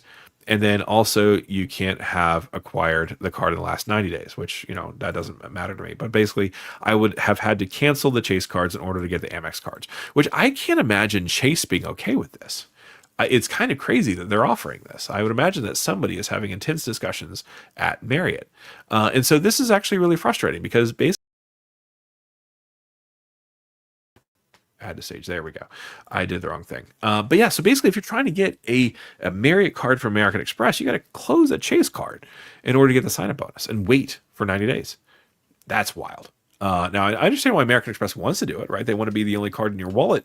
But also, hello, like you can't hold the Chase cards and the American Express cards and get the sign-up bonuses, right? So if I wanted to get the Brilliant card just for the free night certificate and the Platinum Elite status, and the $300 in dining credit, right? Then I would have to forgo that 200,000 points. And that's stupid, right? Now, could I get 200,000 points by turning around and referring people to that card? Absolutely. Do most people have that option? No, not at all. And so, yeah, that's just really difficult. But we have a couple of other really great points that I want to get to. So, Dr. Chris Heidelberg, I have the Discover It Miles card, and it shocked me because the Capital One miles are worth more. 100%. Right. Well, Discover It Miles is basically just cash back by a different name. They want to be able to say they have a miles card. It's not really a miles card. But I will say I have both the Discover It Miles card and I have the Discover It card. And it is a coherent setup. You get 1.5 cash back on everything, plus 5% cash back on extra stuff. And now you can actually push it into Discover capital saving or checking accounts, which mean Capital One checking accounts. But now you can actually apparently convert it to Capital One miles. That's amazing. Okay. Costa, I get mailers for Biz Gold Plat 150,000 or 200,000, but I can't hit anywhere near the sub-spend requirement of 15,000 to 20,000. Yeah, exactly. If you're being targeted for a business platinum card, $20,000 in 5 months. That is more than the average person makes in a month, not less, let alone spends on a credit card. Same thing for the business gold card, 15,000. I will say, so my wife and I, we got the sign up bonus for the business gold card last year and the business platinum. And we were trying to spend it, and we ended up actually putting much of our second European trip on that card. And we ended up overspending. We had to go into the fact that that card comes with a 6-month, kind of 0% APR period. And it was scary for a little bit before we ended up paying it off, because it was like, okay, we kind of overspent. We got to figure out what's going on. And that's kind of where these sign-up bonuses are pushing people, which is kind of frustrating, because American Express historically hasn't really relied on interest income, but American Express makes a lot of income. If you look at their financials, they make almost as much as Capital One does, I believe, if I looked at the financials correctly. John Bell, what I want to know is who is getting these 175,000 point offers since they introduced the up to language. I swear I never see anything over 100,000. A lot of people are actually in the 50 to 60,000 range. Yeah. If we're talking about the personal platinum card, I got a sign up or an upgrade bonus from the gold card last year for 125,000 points. But I thought that was good. The 175,000, it has been a while since I've seen anyone get that. So that's definitely important to note. Great point there, John. Carlos, built-in Citi have definitely made it difficult to spend on Amex, 100%, right? If I can get decent multipliers, decent transfer partners, really good transfer partners, and I don't have to spend $300 for the regular card and $900 for the flagship card, that's a good day. That's a good day. Now, the built-up Citi card, it's a great card if you spend a lot. It's a great card. It's not that good of a card if you don't spend a lot. Mark, yeah. So you're saying people are jonesing for Amex subs? Absolutely, right. If we're in this train, right, keep it going. Just keep it going, right? If Amex points aren't worth as much anymore, then just keep giving us the bonuses. The Obsidian probably works better for me since I have the Atmos Summit card. Yeah, I will say the Obsidian card works pretty well for a lot of people. And I think that's kind of what they were targeting it for. Because if you use the point boost feature, if you don't spend that much on it, if you spend enough to earn status, right? If you're spending $25,000 on that card in a year, you're earning at least gold status, I believe, right? Because that's what, 25,000 with built. So you do get some special interests. You get some special perks with that. So that's really great. Kirby, thanks so much. Yeah, 102 people were watching at the time. That was amazing. Yeah, we still got 90 people watching. That's even better. Or not, well, it's not better, but it's so good. Actually, I'm loving Rakuten now as a way to earn Amex points. I can create points even if you use my Bank of America credit card or Atmos. Yeah, 100%. Dr. Chris Heidelberg. Yeah. The thing that I love about Rakuten is it's completely versatile. You can use Rakuten if you're cash back. You can use Rakuten if you're American Express, and you can use Rakuten if you're built. And every single one of those can go towards all those programs, right? Not all of them, right? You have to pick one, but it is kind of crazy that it works for every single person, and it works equally, right? That 25x back is, 25x American Express points or built points or 25% cash back, right? It's amazing. It is amazing. Yeah, Rakuten is really solid. The Rakuten credit card is even better. I've maxed out my referrals for the last 2 years on that, so that's been really amazing. So that's a really solid point. 100%. Yeah. So I think that's basically my point too. Is that if Amex is going to start relying on spend as a way for people to actually get points, there's a lot of other players in that game that do it a little bit better. And I think that's kind of where we're seeing that American Express maybe not as popular anymore, right? And so that's definitely something we need to consider. But yeah, go ahead and hit that like button too. Let me know too. Let's see, while we're kind of in the last not the home stretch, but the last like half hour, let me know, what have you booked recently that you're proud of? Basically, my wife and I, we just actually currently booked a trip to Atlanta that we're going to go into in the middle of April, and that's just basically to show off the baby to some family members. But I was trying to figure out the best way to make that booking, because we are going to fly, because we're trying to get some baby flying in practice before our bigger trip in July, and then our much bigger trip to Edinburgh in in November. And so all those things were kind of getting ready. So I was trying to figure out, okay, do I use my Southwest points? But we were looking at Southwest, and the problem with Southwest is like we want to, sit on like aisle seat for her, aisle seat for me, so we're close to each other, so we can pass the baby back and forth as needed.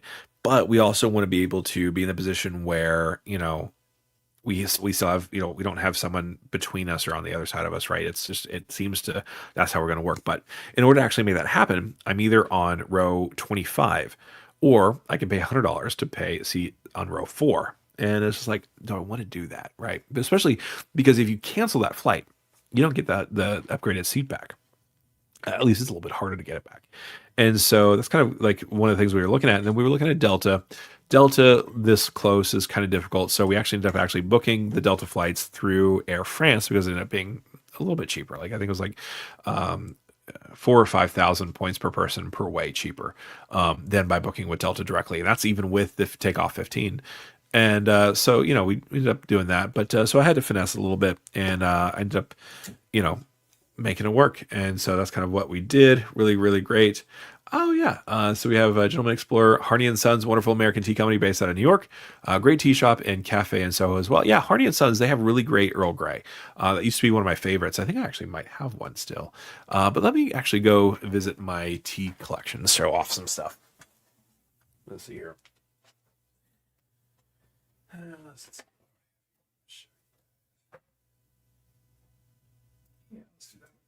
Let's see. Yeah, we got some Earl Grey over here. Let's see. Oh, yeah. Yeah, let's put this one here. Yeah, we'll do that. And I think we can share.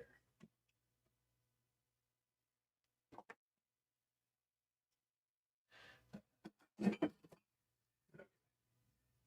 There we go. All right, so we got some teas. So I got a couple of others. So let's take a look here. All right. Let's see. So we have this one here from this actually is a mixture of green tea and black tea, and it's actually really good. It's roasted green tea and black tea from China. So it's actually really a good combination. Now I tried to look at the brewing temperature for black tea and the brewing temperature for green tea, and I found that it tastes a little bit better if you just default to the green tea temperature, because it's a little bit lower. And so that's really good. And then let's see, we have this one. Oh yeah, I forgot that I had this one actually. So this is actually opera blue. So it's actually oolong tea with a little bit of red fruits and vanilla. And this is actually really good too. I love their oolong. They're really good at that. But yeah, let's take a look here. And then I have Whittered of Chelsea, Earl Grey. Love this one too. And it's actually a really nice tin that they give it to you, and it's really solid. And then I also recently got some matcha that I started making myself as well. So love different kinds of teas. So have way too much. But yeah, no, Harney and Sons, I really do like their Earl Grey. It's really good. Costa going to use Hilton Grand Vacation for Arizona for $200, less than $200, Scottsdale plus the donut. Yeah, that's amazing. Yeah, the Hilton Grand Vacation stuff is really solid. They have a special offer right now, right? It's 100,000 points for that. That's going to be amazing. Yeah. Let's see. The Platinum, next month, my wife and I are flying to Tahiti, boat to Moria, and 10 nights in Bora Bora, business class both ways. Dude, that's amazing. So 10 nights in Bora Bora, business class flights both ways. That's the life right there. That is literally how many points did it cost you for that? I'm just out of curiosity. How did you book it? Is it at the Ritz, at the Conrad? Where is that? Let's see. My Discover It card hasn't converted to Capital One yet. Mine either. Okay. All right. So yeah. So you haven't seen that yet. Okay. At Costa Biltmore. Oh yeah. Okay. Yeah. Let's see. Oh yeah. There we go. Okay. My HV is in Sedona, Arabella. Okay. Cool. I got those 175,000 and 200,000 offers from Amex frequently on Platinum Biz, and the Biz Gold. Yeah, okay. Yeah, exactly. I think the Business Platinum offers, they give those out quite a bit. The Business Gold offers, it's weird. So I got the 150,000 point offer last time, then I got the 100,000 point offer. And I was trying for the 200,000 point offer, but they wouldn't give it to me, but maybe they know that I'm about to re-up my Squarespace subscription, so I'm trying to use that credit. But yeah, no, that's easy. They throw those out, but it's just like if you spend a lot of money, that's solid. But if you don't spend as much money, American Express is not going to be for you. Maybe that's how they fix the lounge problem.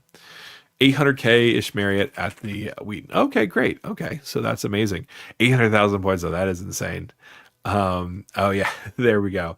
And then another 500,000 Hilton points for Tahiti. Yeah, 100%. Yeah, those hotels, man, those hotels are how it goes. Like, what is it? Uncle Luke was talking about, a million Hilton points that he booked for his trip to Mexico. Like, that's crazy. For the Westin. Okay, yeah, that's amazing. Let's see. Turf Care had gold with Rakuten, just got build palladium and can't seem to use the gold anymore. Hence why I'm watching. Okay, yeah, exactly. Yeah, it's the build palladium is really good, and especially with Rakuten, like once you get that status, like you're keeping that 1-to-1 conversion, which is kind of important for that one.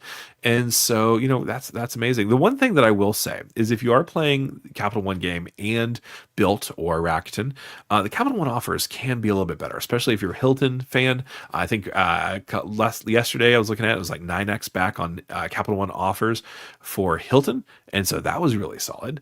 And so yeah, so Capital One offers can be really good, but Rakuten is easier to use for most people, 100%. Let's see. 60K AA miles for Air Tahiti each person there. 80,000 flying Blue Air France on the way back. Yeah, there we go. That is amazing. That is some great stuff. I haven't, not too familiar with Air Tahiti for business class, but Air France business class is impeccable. That's amazing. Great job. Just great job all around. Okay, yeah. So American Express. So we talked about American Express being dead. So what can you do to make American Express work for you, right? So first of all, as Daniel V and I discussed on a live stream a couple months ago, we were talking about ways to beat American Express pop-up jail, right? Because American Express, if they don't want you to get a sign-up bonus on the card, you're not going to get a sign-up bonus on the card. But what you can do is, well, you can still kind of play the game a little bit and figure out what they actually do want you to have, right? So, if for example, right? So let's say that they don't want you to have the Aspire card, right? So they didn't give me the Aspire card sign-up bonus on that card. But what I did do, right, is I was able to actually, get a sign-up bonus through the no lifetime language offers on the Hilton Honors card for 100,000 points and $100 in statement credit, right? And so basically, just you figure out what they're willing to give it to you, and you just kind of exploit that. But even still, if you are done with that, right, if they're not going to give you any of their cards, how can you still kind of augment? Let's say that you have the gold card, or let's say they have the green card, get the 40,000 points. How can you still make a business flight happen, right? What you can do is you can also go with those co-branded cards, right? So let's say if you're trying to make that Cathay Pacific flight happen before that devaluation hits, you can get the Cathay Pacific card, 38,000 points for that sign-up bonus, and that can actually help you kind of augment that reward in a pretty meaningful way. So that's important to note too, right? So that's kind of a big deal. But then you can also, let's say British Airways, you get the British Airways card, Delta, you can get a couple Delta cards. So these co-branded cards can help you a little bit, right? So we can still kind of win in the short term, but winning in the long term is still kind of where it's at. So that's, hopefully they change the access, right? Let's see. Amex could increase spending by putting 2x on everything on the platinum and adding gas to the gold card at 3x or 4x, and add 1.5x on everything else for the green and 3.x on your. Oh yeah, 100%. Right. That would become the card that everyone uses. Right. And at that point, would they want it to be the card that everyone uses? Would be the only question that I could see. Right. And so that's going to be a big deal. And so that's kind of something that, like, yeah, like when we were waiting for the platinum card to be refreshed, that's what I was waiting for, right? Is are they going to do kind of a catch-all on the platinum card, right? Is it going to be 1.5x, 2x? I was expecting something, right? But they decided to go the route of the credits, right? So yeah, they're getting $3,500 in credits for paying $895. But yeah, no, having increased multipliers would be great. For some reason, American Express makes it really difficult to get access to gas as a multiplier, right? You have to have the business gold card, and you have to give up one of your categories for it, right? And so basically, you could do gas and U.S. dining, right? You could do gas and transit. You could do gas and digital entertainment, not digital entertainment, sorry, but computer store purchases, right? But you got to figure out like where that give and take is. Or you could do the Surpass card, which gets you what 6x back on Hilton purchases on that. I know, I guess it's 7x on Hilton purchases for gas on the Surpass cards. You could do that too. But yeah, no, they would definitely get a lot more people would be only putting money on the platinum card if it had a catch-all category. But I think there's enough people that do that already that they might actually, if more people spending on the card might actually end up them losing money because they won't gain as much on the whales that they do have. So I think that's kind of the problem there. All right. Well, I think honestly, I can hear that Wells is starting to kind of be a little restless. So I may have to go ahead and jump off a little bit early, but we are going to give it about maybe a 10 minutes. Go ahead and get any comments or, suggestions or questions in the chat right now, and we'll make sure we get to it. But yeah, no, I just, wanted to talk a little bit about American Express just because it's crazy how easy it has been to earn points from them. But I see those opportunities dwindling in significant degrees. Like my wife, like she doesn't have any personal membership award earning cards open on her own yet. We haven't even tapped into that potential. But it's just like, with her opportunities are a lot lower than mine were last year, right? And so that's kind of what I'm just, thinking about with American Express, right? Does it make sense to put that much spend on those cards anymore? And it might, the answer might be no, right? Don Kim, hello in French Polynesian. I heard great scuba in Bora Bora and opportunity to see manta rays. Yeah, that's on my list for sure. I'm trying to figure out a Hawaii redemption because that would be really cool for my wife and I, because like I'm really into scuba diving. I want to do that watching the manta rays. One of the coolest things that I love. So in the summer, I spent one summer as a dive master at a scuba shop in Key Largo, and it was really cool because we were on the Spiegel Grove, which is one of the deeper wrecks in the Keys. And I think it's sitting in like 140 or 150 feet of water. And so you can access the top parts of it. And they actually drilled like cut holes into the ship so you can actually do penetration dives into it. And it was really cool because we actually were able to go when they had whale sharks like not driving by, but swimming by, and so you could kind of see them from that wreck, and so that was really nice. But I absolutely loved that. That was really cool. Crew in a dive boat was a lot of fun as well. You learn a lot about people. And it was a great way to get free dives too, because they paid me in free dives. So like every time I crewed the dive boat, I got to go out for a day. So I'd work one day, go dive another day, and then back, and that was a lot of fun. But yeah, no, love scuba diving. If anybody here is in Florida, I want to go scuba diving sometime soon, and I got to find somebody to go with. But yeah, okay. I think let's see, Costa here. I guess we got pop up for Brilliant because of holding Boundless. My plan was to product change Boundless to Ritz-Carlton after get some on Brilliant. So much for that now. 2 years away. So yeah, I wonder if that was the onus for this, right? They saw a lot of people that were getting those Boundless cards trying to get the Ritz-Carlton card. And honestly, if they ever were to break the Ritz-Carlton card, I would probably consider canceling it a little bit more, just because, is it worth giving up the Brilliant card? Maybe not, right? I would value the lounge access with the Ritz-Carlton card higher than I would access the judge the lounge access with the Brilliant, just because I think that's just priority pass, right? And Chase has pretty strong priority pass, and I love the access to the Sapphire lounges. But I can see a world where my wife and I maybe we try the Sapphire Reserve out.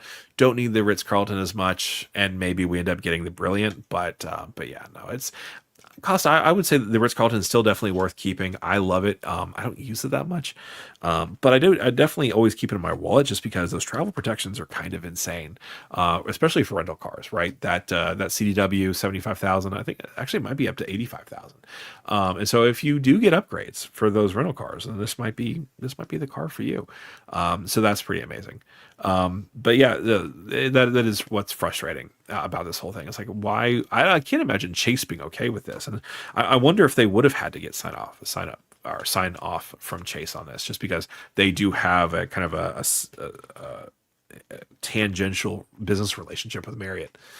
Don Kim, wow, are you proudly certified? Yeah, technically I still am. It's been a couple of years since I dived, but I used to actually, I was the vice president of the scuba club at UVA. And, I worked at a dive shop there, and then we had a couple of, we ran some certifications and stuff at a local rock quarry, which is actually pretty cool too. We actually did some scuba diving like while it was snowing. So I was in a 7 millimeter wetsuit with like the hoodie, and like I had 30 pounds of weights on me. I had to like actually start carrying it. It was definitely not safe because I didn't have any ditchable. Well, I had some ditchable weights, but it wasn't nearly enough as what it should be. But yeah, that was amazing. That was a fun experience though. They actually had some stuff in there. Like they had an airplane that was sunken in. So like you could actually take off your BC and then just like sit in make it look like you're flying the plane. Like that was so fun. But yeah, no, yeah, definitely PADI certified. I still am certified for the rescue diver. I let my dive master lapse though, so I'd probably have to recert for that if I ever wanted to. The Platinum, hey man, I'm a big scuba diver. I'm doing a 2-tank dive while in Bora Bora. Nice. I hate diving without a partner, but scuba makes my wife nervous.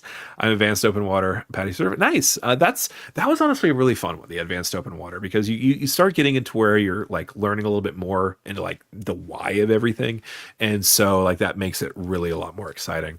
But yeah, no, 100%. It's my wife is the same way. She's kind of nervous of being underwater, and I would just love for the chance to go diving with somebody, but I just it's hard to get away, especially now that I have wells. But yeah, hopefully he'll be going within a couple of years. That'd be really cool. But that's awesome. I did get actually nitro certified, some technical with TDI. I got certified for technical, but I haven't done that in a while either.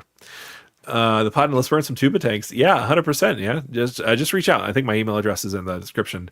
That'd be great. We'll get together sometime. Mark, does the Ritz have priority over the CSR for Sapphire Lounge?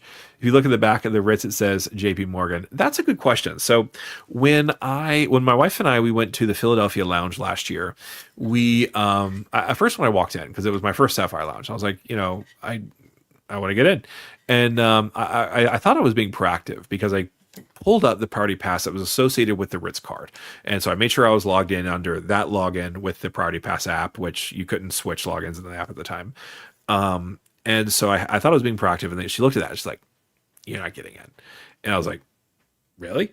And she was like, "Well, unless you have the Reserve or the Ritz." And so pretty much like I was like, "Yeah, I got that." So I pulled out my Ritz card, and she didn't even like need to verify it. She just needed to see that I had it, and then she just let me and my wife in. Like there was nothing. Like she didn't. I think they did scan my boarding pass at that time, but as far as verifying my actual card membership, nothing. Like it was straight in.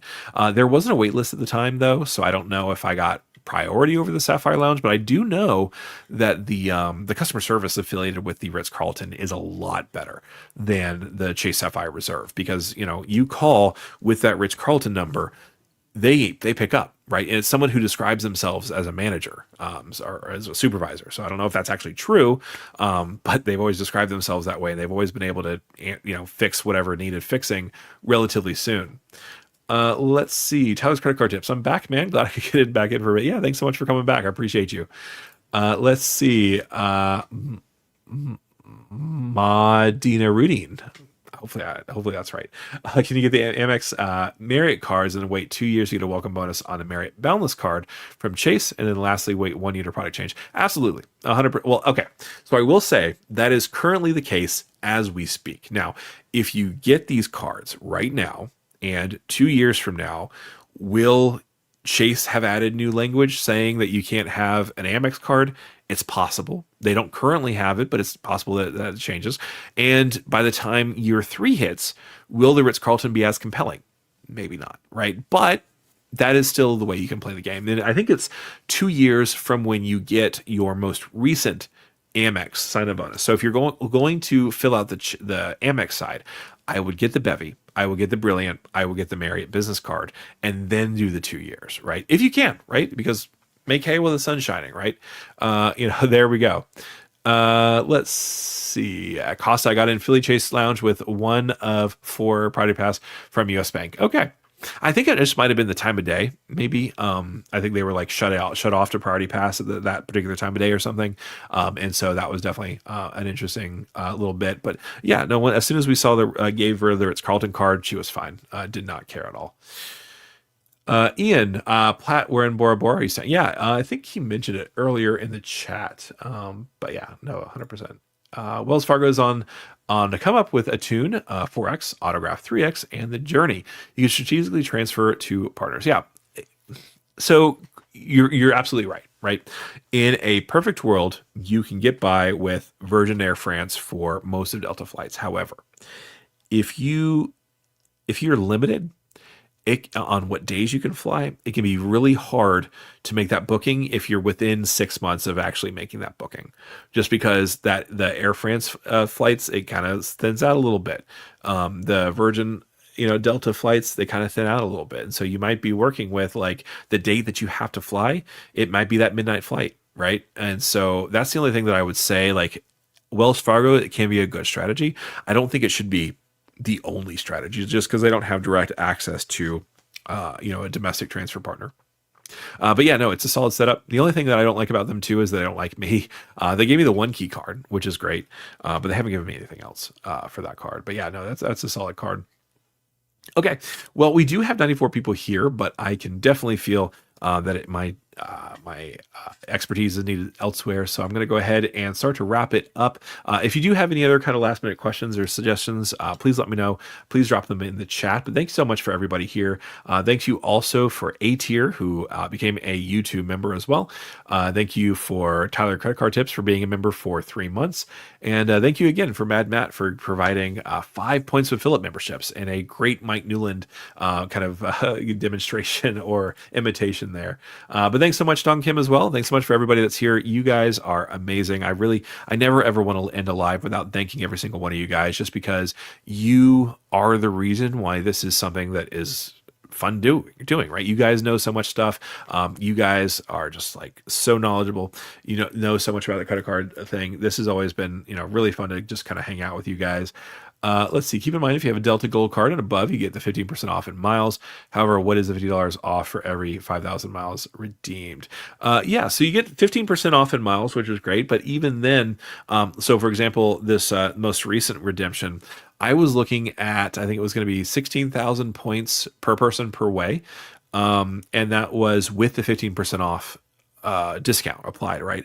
But if I was able to find that same flight with Air France, and I was able to book it for 11,000 points per.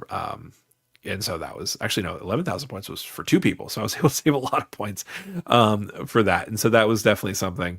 The only problem with that, if you're doing the partnership route, it can be a little bit difficult if you want to upgrade that seat on the Delta app. And so that's just something to keep in mind. Costa, thanks so much for being here. And Nemo, thanks so much for being here as well. You guys are amazing. Thanks so much for being here again. And we're going to see you again next week. And we actually might have a very special guest too that we're going to be bringing on. So anyway, thanks so much for watching, and I'll see you guys next week. Have a great day.